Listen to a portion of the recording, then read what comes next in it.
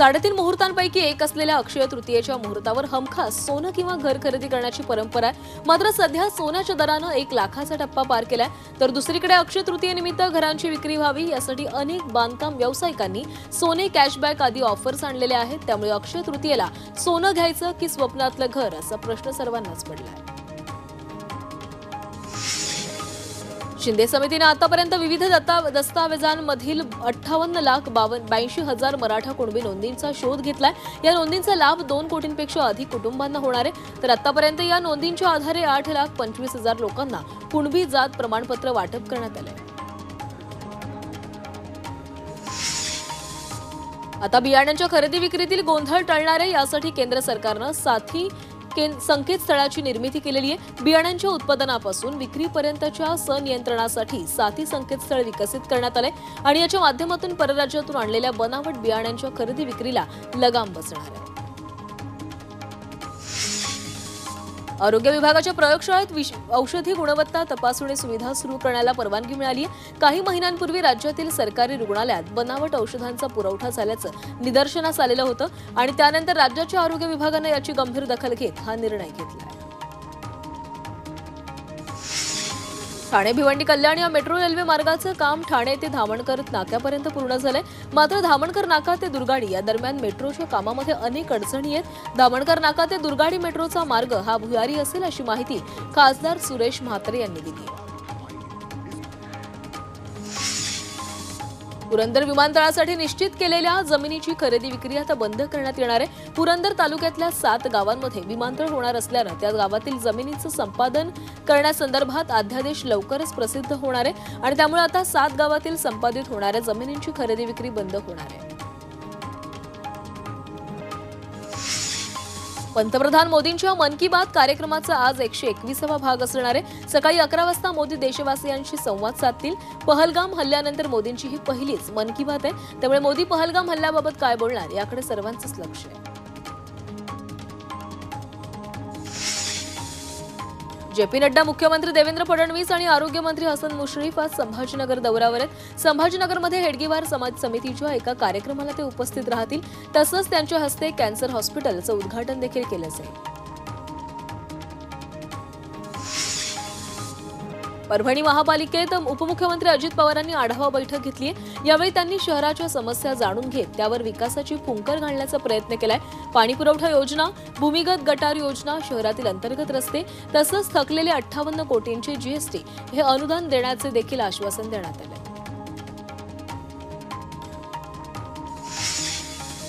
सरपंच संतोष देशमुखांच्या हत्येला 138 दिवस पूर्ण झालेत। मात्र तरीही आरोपी कृष्णा आंधळे पोलिसांना काही सापडत नाहीये। कृष्णा आंधळेचा शोध पोलीस आणि सीआयडीचं पथक घेत आहेत। बीड पोलिसांनी त्याला फरार घोषित केलेलं आहे। आंधळेची माहिती देणाऱ्याला बक्षीस मिळेल असंही पोलिसांनी जाहीर केलं आहे।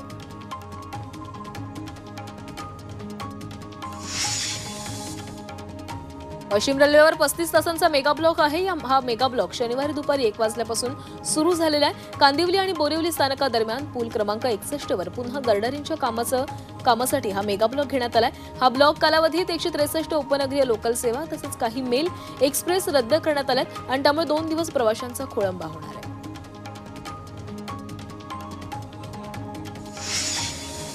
मध्य रेल्वेच्या विद्याविहार ते ठाणे दरम्यान 5व्या आणि 6व्या मार्गावर तसंच हार्बर मार्गावरही आज मेगा ब्लॉक घेण्यात येणार आहे। विविध अभियांत्रिकी आणि देखभालीची कामं करण्यासाठी मेगा ब्लॉक घेतला जातोय।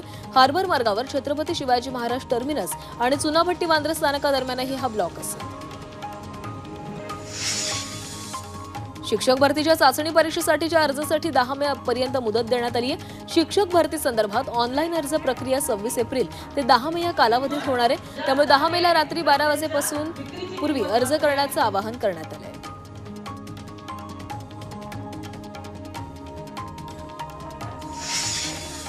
5वी आणि 8वीच्या शिष्यवृत्ती परीक्षेचा अंतिम निकाल जाहीर झालाय। परीक्षेत 5वीचे 23% तर 8वीचे 19% विद्यार्थी उत्तीर्ण झालेत। गुणपडताळणीसाठी विद्यार्थ्यांना 4 मे पर्यंत ऑनलाईन अर्ज करता येणार आहे। नंदुरबारच्या ग्रामीण भागाच्या विकासासाठी जिल्हा परिषदेकडून 43 कोटींचा निधी ग्रामपंचायतीकडे वर्ग करण्यात आलाय। जिल्ह्यातील 6 तालुक्यांच्या ग्रामपंचायतींना 15व्या वित्त आयोगाचा निधी वितरण करण्यात आला। या निधीतून विकासाचं काम केलं जाईल।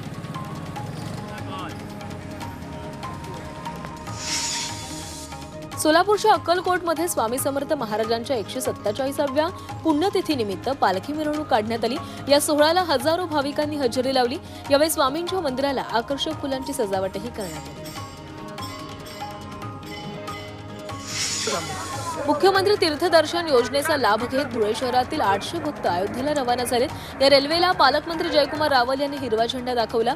या यात्रेकरूंसाठी चहा, नाश्ता, भोजन, रहिवासासह वैद्यकीय उपचारांची सुविधा देखील भाविकांना मिळणार आहे।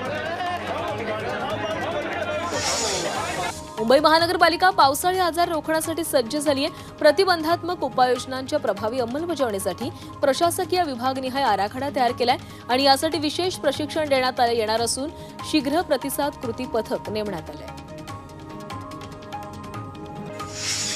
महाराष्ट्रावर पाणी संकट ओढवले। राज्यातील धरणांमध्ये 38% पाणीसाठा शिल्लक आहे। वाढतं तापमान आणि वाढत्या पाण्याच्या मागणीमुळे पाणीसाठ्यात झपाट्याने घट होतीये। अनेक गावं तसंच वाड्यांना टँकरने पाणी पुरवठा केला जातो।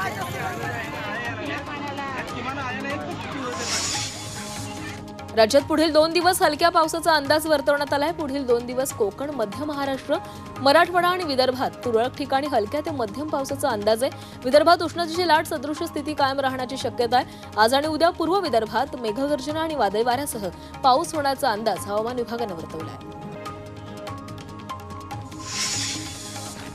मनमाड शहरात बिबट्यांचा वावर वाढलाय। 4 दिवसांपूर्वी शीख मळ्यामध्ये बिबट्याला जेरबंद करण्यात आलं, तर आता पुन्हा एकदा त्याच मळ्यामध्ये दुसरा बिबट्या शिरल्यामुळे नागरिकांमध्ये भीतीचं वातावरण आहे। या बिबट्याला पकडण्यासाठी वन विभागानं पिंजरा लावलाय। मुंबईतील एल्फिन्स्टन पूल बंदचा एसटी प्रवाशांना फटका बसणार आहे। पूल बंद केल्यामुळे महामंडळाच्या परळ आगारातून सुटणाऱ्या गाड्यांच्या मार्गात बदल करण्यात येणार आहे आणि त्यामुळे आगारातून सुटणाऱ्या बसच्या तिकीट दरात 10 रुपयांची वाढ करण्यात येणार आहे।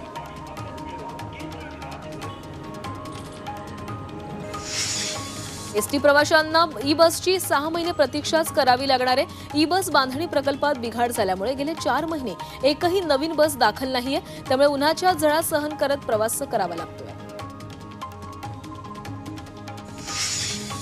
पुण्याच्या कर्वेनगरमधील हिंगणे होम कॉलनीमध्ये गेल्या आठवड्याभरापासून पथदिवे बंद आहेत। पथदिवे बंद असल्याने या भागामध्ये चोरी होण्याचे आणि तसंच अपघात होण्याचीही शक्यता आहे। त्यामुळे तात्काळ हे पथदिवे चालू करावेत अशी मागणी राष्ट्रवादी काँग्रेस पक्षाच्या उपाध्यक्षांनी केली आहे। साताऱ्याच्या माणमध्ये दुष्काळग्रस्त गावांना पाणी पुरवठा करणारे टँकर गळक्या अवस्थेमध्ये आहेत, त्यामुळे टँकरमधून कितीतरी प्रमाणात पाणी वाया जातंय। याकडे माण पंचायत समितीच्या अधिकाऱ्यांनी लक्ष देण्याची मागणी केली जाते। गोंदिया शहरात हिंदू संघटनेच्या वतीने निषेध रॅली काढण्यात आली। पहलगाममधील हल्ल्याचा निषेध नोंदवत यावेळी पाकिस्तान विरोधात घोषणाबाजी करण्यात आली। रॅलीमध्ये मुस्लिम समाज बांधवांनी देखील उपस्थिती लावली। पहलगाम हल्ल्यात मृत्युमुखी झालेल्या नागरिकांना पुण्यातील कोथरूडमध्ये श्रद्धांजली वाहण्यात आली। आंबेडकर वाद्यांकडून ही श्रद्धांजली अर्पण केली गेली।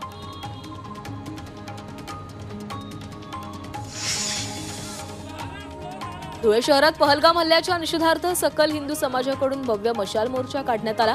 छत्रपती शिवाजी महाराजांच्या स्मारकापासून मशाल मुकमोर्चाला सुरुवात झाली। मोर्चामध्ये शहरातील हजारो महिला पुरुष सहभागी झाले।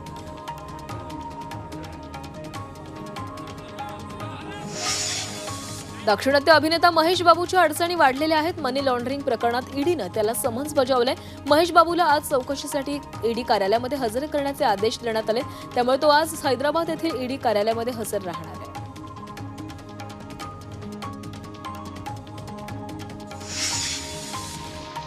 सांगली आणि मिरज शासकीय रुग्णालयाला प्रदूषण केल्याप्रकरणी हरित न्यायालयाने 4,68,68,00,000 दंड ठोठावलाय। या दंडाची रक्कम येत्या 2 महिन्यामध्ये प्रदूषण महामंडळाकडे जमा करण्याचेही निर्देश न्यायालयाने रुग्णालयाला दिलेले आहेत। या रुग्णालयामुळे प्रदूषण झाल्याची याचिका एका सामाजिक कार्यकर्त्याने दाखल केली होती। जळगावच्या चोपड्यात सैराटची पुनरावृत्ती झालेली आहे। प्रेमविवाह केल्याचा राग मनात ठेवून बापानं मुलगी आणि जावयावर गोळीबार केल्याची घटना घडली आहे। या घटनेमध्ये मुलीचा जागीच मृत्यू झाला असून जावयाच्या पाठीमध्ये गोळी लागल्याने तो गंभीर जखमी झालाय। किरण मंगले असं गोळीबार करणाऱ्या बापाचं नाव असून तो सीआरपीएफचा सेवानिवृत्त अधिकारी असल्याचं कळतंय। संतप्त वऱ्हाडीने गोळीबार करणाऱ्या निवृत्त मंगले याला चांगला चोप दिला असून तो सुद्धा गंभीर जखमी झाला।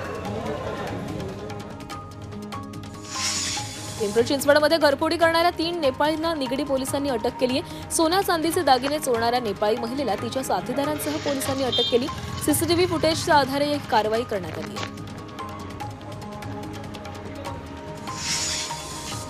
भंडारा जिल्ह्यातील गोबरवाही परिसरात पोलिसांनी सुगंधी तंबाखू जप्त केलाय। गोपनीय माहितीच्या आधारे पोलिसांनी कारवाई करत 7,43,000चा मुद्देमाल जप्त केला।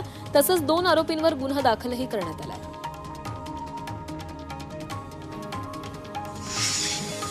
दहिसर परिसरात रिक्षातच 12 तोळा सोनं असलेली बॅग राहिली। त्या संदर्भात दहिसर पोलीस ठाण्यामध्ये तक्रार केली असता पोलिसांनी अवघ्या 2 तासात बॅग मिळवून दिली। यावेळी तक्रारदारांना पोलिसांचे आभारही मानले।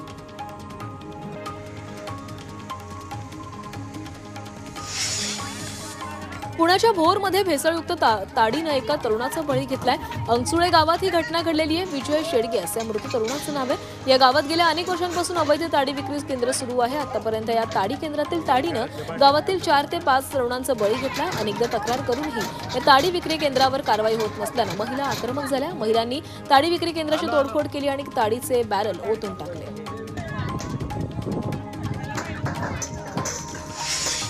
भंडाऱ्यातील राजेगावात कारनं दुभाजकाला धडक दिल्यानं अपघात झालाय। कार चालकाचं कारवरील नियंत्रण सुटल्यानं हा अपघात घडला। सुदैवाने या घटनेमध्ये कोणतीही जीवितहानी झाली नाहीये, मात्र कारचं मोठ्या प्रमाणामध्ये नुकसान झाले। इराणमधील राजाई बंदरामध्ये भीषण स्फोट झाला। या दुर्घटनेमध्ये 14 जणांचा मृत्यू झालाय तर 500हून अधिक जण जखमी झालेत। स्फोटात इमारतींसह वाहनांचं मोठं नुकसान झालंय। अद्याप स्फोटाचं कारण समजू शकलं नाहीये।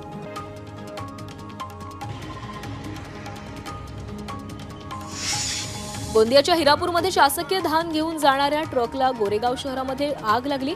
घटनेत सुदैवानं कुठलीही जीवितहानी झाली नाहीये।